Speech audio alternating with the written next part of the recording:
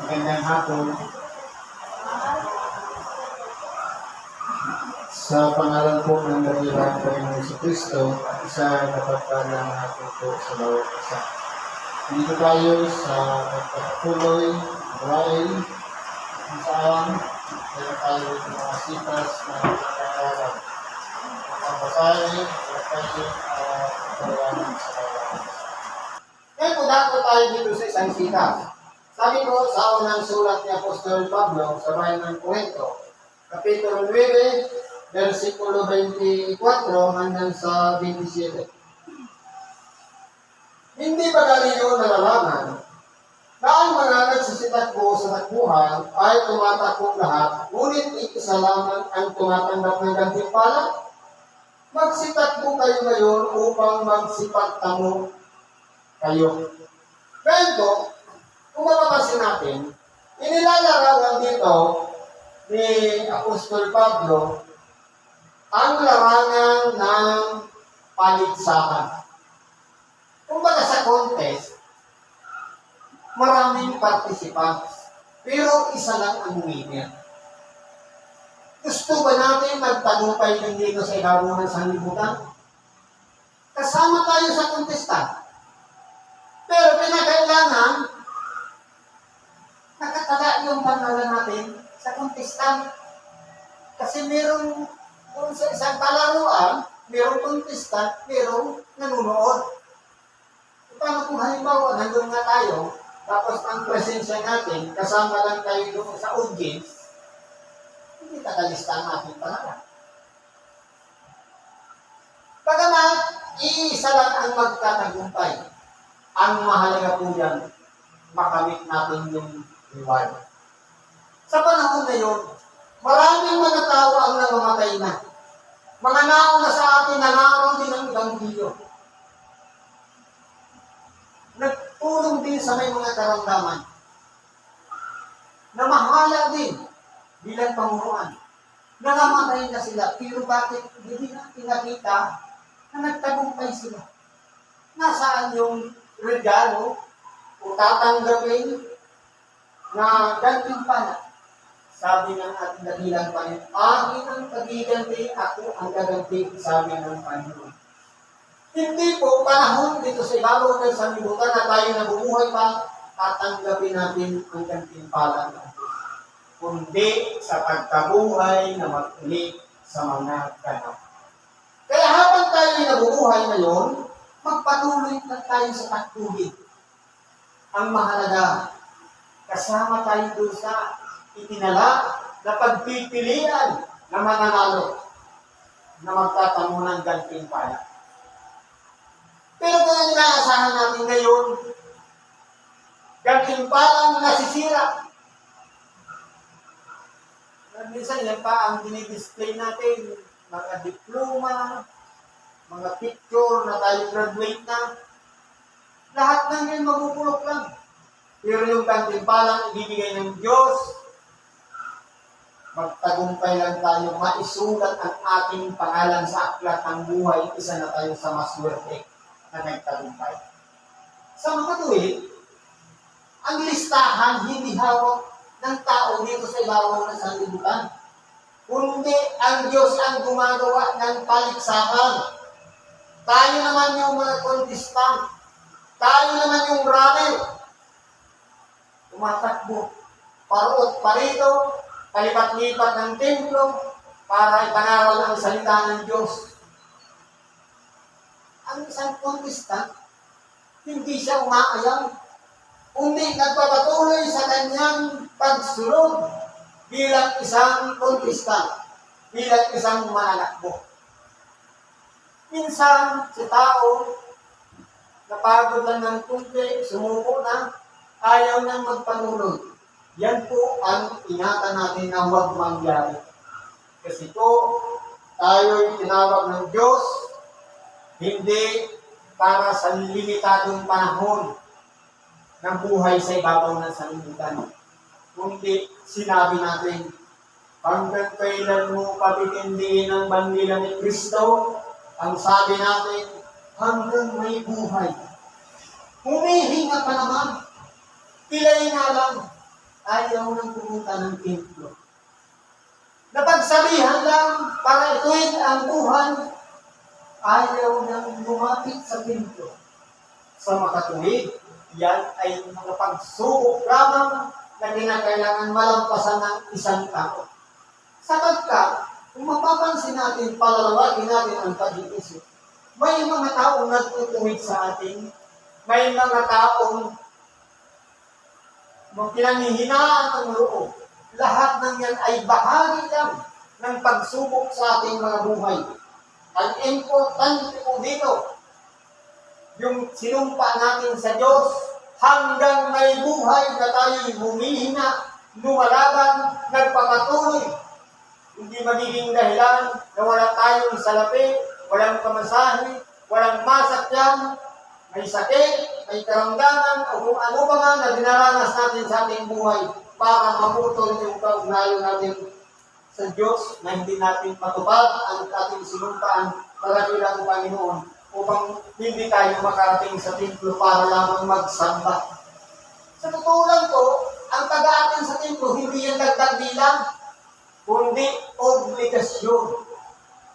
Sabi nga, gawin ninyong alagad ang lahat ng bansa. Dapat mabuksan sa ating pag-iisip na hindi tayo narito para isulat lang ang ating pangalan dyan sa ating dance, kundi bilang isang mga lingkod o tagasunod ni Kristo, bilang mga alagad. Ano po ang pinagagawain ng alagad? Ang sundan, ang mga yamak ng kanyang guro sa makatuwid bagay ang ating dakilang Panginoong Hesus Kristo. Ano yung ginawa ni Hesus Kristo na dapat sundan ng kanyang mga alagad? Walang iba, nangaral siya ng Ebanghelyo. Dapat din, ang ating pagsunod ay kinakailangan makitaan sa atin ng potensyal na maging tagapanalal ng salita ng Diyos. Maging daluyan lang tayo ng kapangyarihan ng Diyos para ipanaral ang mabuting balita kasama na tayo sa alagad. Ano yung mga kasama ba? Pagtulong sa may mga karamdaman. Lahat ng bahagi ng Iglesia. Apostol, guro, propeta, tumutulong sa may mga karamdaman. Mga namamahala, at marami pang iba na bahagi ng isang iglesia. Dito po tayo kumikilos ng papaikot-ikot.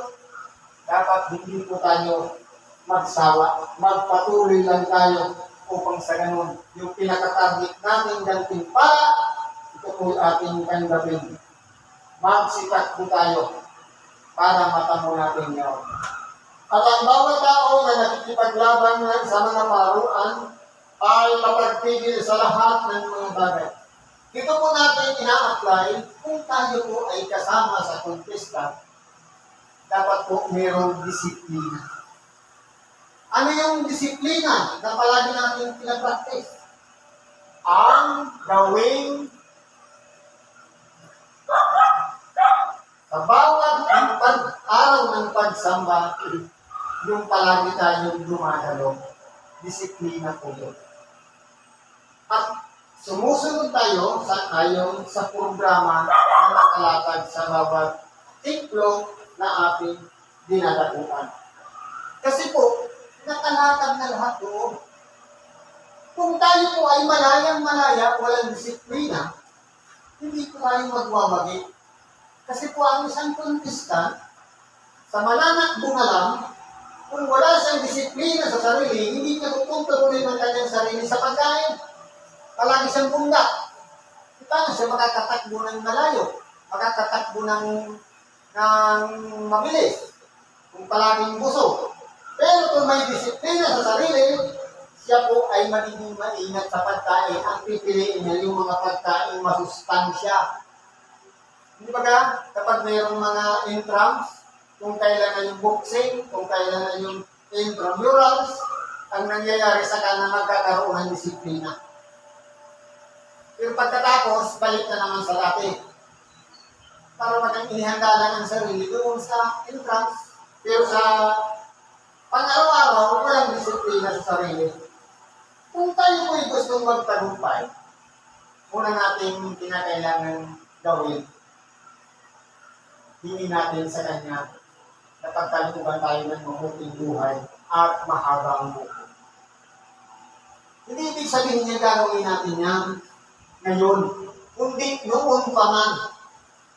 Kahit anong ingat natin sa mga makolesterol, sa mga maalat, sa mga sobrang tamis, para humaba lang ang ating buhay, inilatag na po ng Diyos ang pamahaba ng buhay. Nakalimutan lang natin. Ano ang sabi? Igalang mo ang iyong ama at ina. Ito ang unang utos na may pangako. Galatia 6:1-2. Ano ang pangako ng Diyos? Paggalang lang yan sa magulang upang ikaw ay mapabuti, maging mabuting tao, at mabuhay ka ng malaon sa lupa para humaba ang buhay sa lupa. Pangako na yan ng Diyos. Paano kung walang respeto sa magulang? Inuutosan ng magulang, hindi sumusunod. Tapos nung nagkagulang na, saka pa naisip na gusto kong humaba ang buhay, iwasan yung kolesterol, iwasan yung maalat, iwasan yung lahat ng mga bawal. Huli na ang pagsasaayos ng buhay. Yung susi, hindi na nakita. Wala na, nilapastangan mo ng magulang. Minura na, hindi pa sinunod. Sapagkat, hindi. Sabi nga, ang mga nakatapos niyan, Nay, pasok ka sa loob, may bisita akong mga teacher, may bisita ako sa trabaho. Dapat bang ikahiya ang magulang? Kung kailan nakatapos na? Samantalang nung walang-wala pa, siya ang nagtaruga sa atin, hindi tayo padapuan ng lamok, ng langaw, kung ano pa man na insekto, habang tayo natutulog. Pinagpupuyakan tayo at hinihili nung tayo ay mahinang-mahina pa. Pagkatapos, nung matuto lang, naturuan lang ng magulang at kaibigan sa eskwelahan, ginaya na yung ugali, naging palamura na rin, palasagot sa magulang, tapos ngayon, nung tumatanda na, mag-iingat na yun sa mga pagkain na kamamatay. Kung mapag-aaralan natin, kamangmangan po yun. Anong dapat natin gawin? Bata pa, matutunan na natin irespeto ang magulang hanggang sa huling hiligan ng buhay ng magulang natin. Irespeto natin sila. Saka po tayo magkakamit ng mahabang buhay at mabuting buhay dito sa ibabaw ng sanlibutan. Yan po ay bahagi ng disiplina sa sarili. Kung gusto natin magtagumpay, kinakailangan natin disiplinahin ang ating sarili. Para lang sa ganon, magsipagtamo ng isang putol na hindi nasisira. Isang kaloob na binibigay hindi dito sa ibabaw ng sanlibutan, kundi sa pagkabuhay na mag-ulit pa. Lahat tayo ay mamamatay, una-una lang. Kanya-kanya tayong takda ng kamatayan. Hindi ibig sabihin, buhay pa tayo, tatanggapin na natin yung mula sa Diyos. Kundi, yung putong ngayon ay ipagkakaloob sa atin sa pagkabuhay na mag-ulit ng anak. Kaya, pag sinapan natin ngayon, maging matuwid sa paningin ng tao. Tama ba? O sa Diyos. Gumawa tayo ng kabutihan sa harap ng Diyos. Hindi sa harapan ng tao. Kasi po, kung sa tao, parang ngayon, gusto mong sumikat, maging mabuti kang tao sa harapan ng tao, mag-video ka ng mag-video ng mabuti. Pero ang problema, kung sa likod pala nung dinadaya mo lang ang tao para matanami ka ng Diyos, ibig sabihin, hindi pala siya totoo. Kaya dapat gumawa tayo ng kabutihan sa harapan mismo ng Diyos. Sapagkat tumitingin po ang Diyos, hindi sa paglabas na anyo ng tao, hindi sa pagtatagumpay na kanyang tinanggap, kundi sa puso ng bawat isa. Kung tayo'y gumagana, halimbawa, nakakita tayo ng namamalimos, naglilimos sa kanila, bukal ba sa puso natin o hinahatulan natin sila? Kasi Kasi meron doon sa amin ng namamalimos. Galing sa isang bayan, dadayo sa amin, namamalimos. Pag hindi niya bibigyan, huwag ko nang bibigyan. Pambili lang naman niya ng music.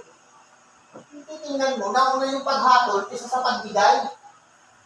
Kung tutusin, ang tunay na pagbibigay, kung tayo ay may disiplina sa sarili, hindi mo titingnan nyo kung saan niya gagamitin. Kundi, ibibigay mo, once sa isang bagay hawak mo, pag-aaral mo, pag ibinigay mo na wala ka ng pakialam, nasa pangangalaga na ngayon. Kaya, sino naman ang haharap ngayon sa Diyos dahil ginamit niya lang sa bisyo. Ang mahalaga doon, yung magpabutihang asal na ginawa natin na pagtulong sa kapwa, naramdaman ng ating kapwa. Natutuko tayo sa kanila na nagbibigay tayo bukas palad, hindi sa pilitan. Pero ang problema, sa panahon ngayon, ang marami na yung nagbibigay, may nakaabang na camera para sumikat, para kilalanin ang kanilang mga panahon. Tapos i-upload. Dumadami na yung Diyos. Ang gantimpala na ako doon, pansambutan. Yung tinatanggap na galing kay Itbing, yun. Pero ano pang tatanggapin natin sa Diyos? Kasi inahayag na natin dito sa sanlibutan. Wala na. Kaya, huwag na tayong aasa na tatanggap sa Diyos sapagkat tinanggap na natin ang putong ng buhay niyo sa sanlibutan. Sabi niya, Apostol Pablo, ako nga'y tumatakbo sa ganitong paraan na hindi gaya ng nagsasapalaran. Sa ganito rin ako'y sumusuntok na hindi gaya ng sumusuntok sa hangin. Kung mapapansin natin, si Apostol Pablo, pagamat po siya ay ibinilanggo, may kasiguraduhan siya sa kanyang mga ginagawa. Kasi po, meron mga nangangaral ng salita ng Diyos na hindi naman talaga pinapakinggan ang aral ng salita ng Diyos. Pero si Apostol Pablo, nung mangaral siya, may documentation. Ginamitan niya ngayon ng dokumento sa pamamagitan ng mga sulat. Hindi ba sa panahon niya, nawala na kasi yung pagsusulat niya, hindi high-tech na, email na. Dati noon, pahatid sulat lang. Sipin mo, sa unang Korinto pa lang, unang sulat, isang Pablo sa Korinto, 15 chapter. Yan ba ay ginawa niya sa isang oras lang? Sa isang beses lang napadala? O himay-himay niya yan para ibigay sa mga taga-Korinto? Na nakabilang doon pa siya. Kaya na ang mapapansin natin dito, bakit may sulat sa Roma, may sulat sa Korinto, sa Galacia, sa Efeso, Filipos, Colosas, pati kay Tito, Timoteo. Bakit ginawa niya? Kasi hindi siya makalabas. Nasa kulungan siya.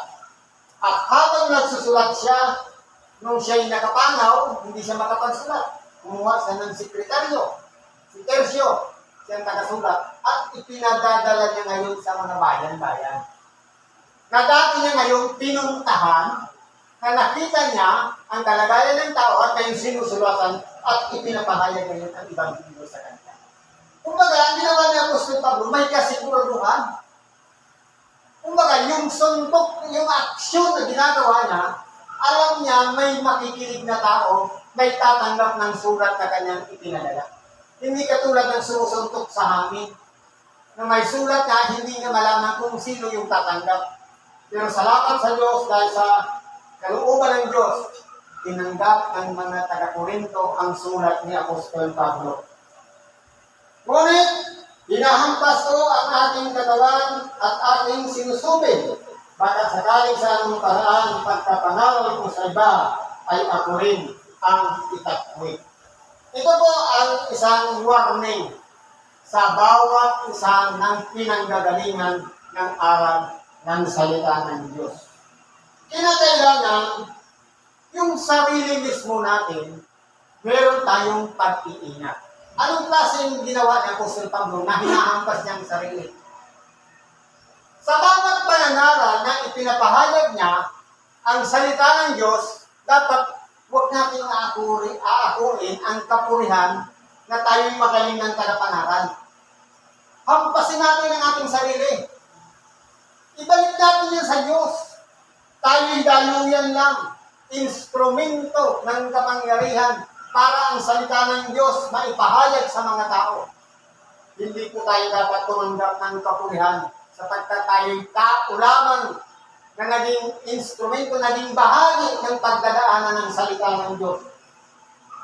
Kaya po, susupilin natin ang ating sarili na sa pamamagitan na hindi dapat tayo nagtatanyag ng ating sarili. Anong nangyayari ngayon? Maraming mga preacher nagtatanyag ng kanilang sarili na sila'y mas magagaling sa iba. May komparasyon palagi. Sa totoo lang po, ang tunay na lingkod ng Diyos hindi naninira ng kapwa mangangaral.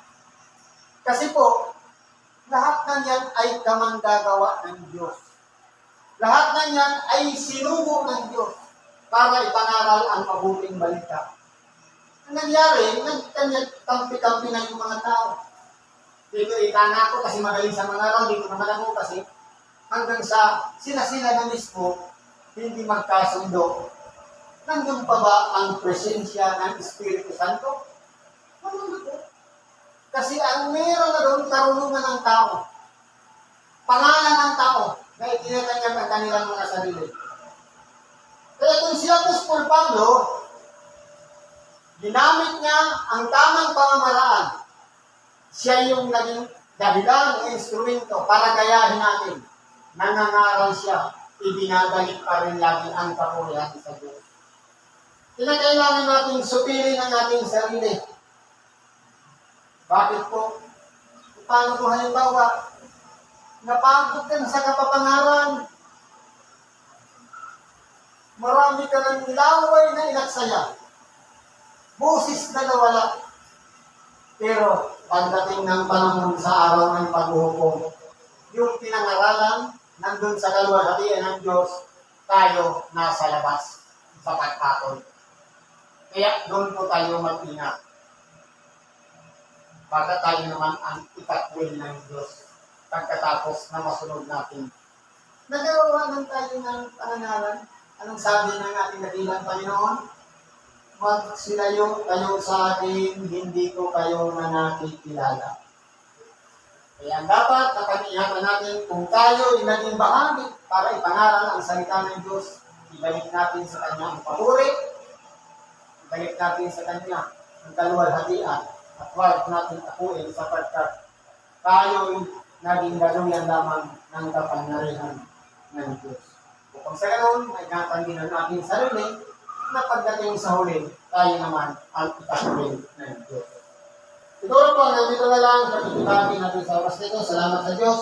At naman ang ating mga kaibigan, karayang ipagkatiwala natin sa Diyos. Sa ngalan ni Kristo Jesus, salamat at isang mapagpalang hapon sa bawat isa.